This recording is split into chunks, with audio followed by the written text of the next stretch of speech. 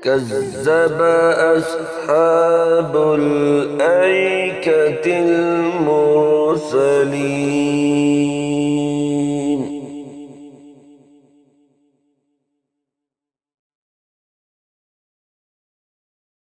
إذ قال لهم شعيب ألا تتقون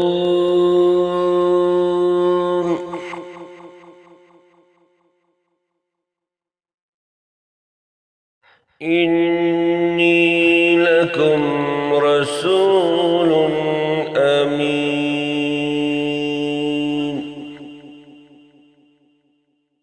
فاتقوا الله وأطيعون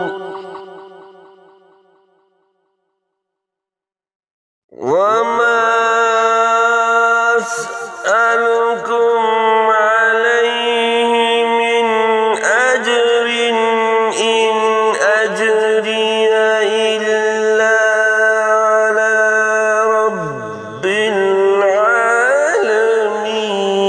العالمين أوفوا الكيل ولا تكونوا من المخسرين وزنوا بالقسطاس المستقيم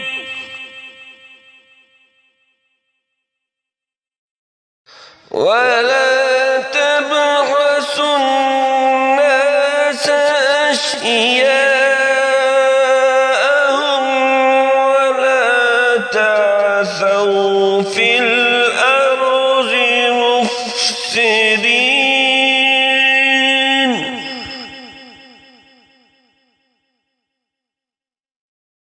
واتقوا الذي خلقكم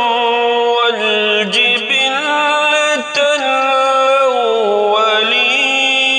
الأولين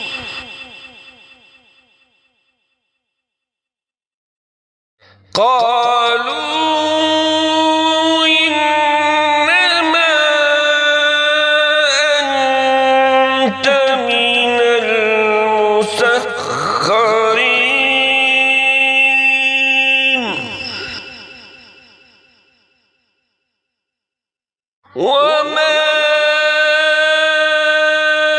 أنت إلا بشر مثلنا إن نظنك لمن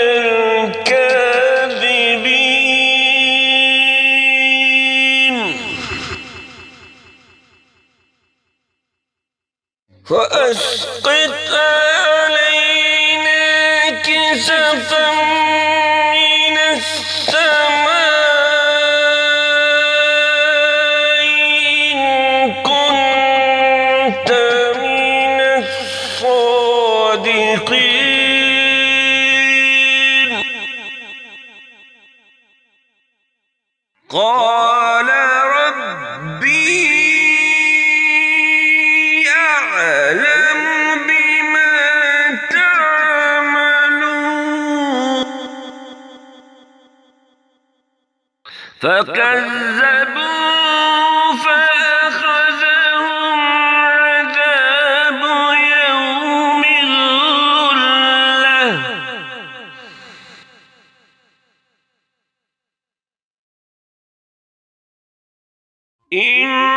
إنه كان عذاب يوم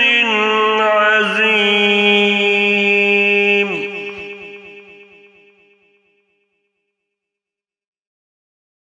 إن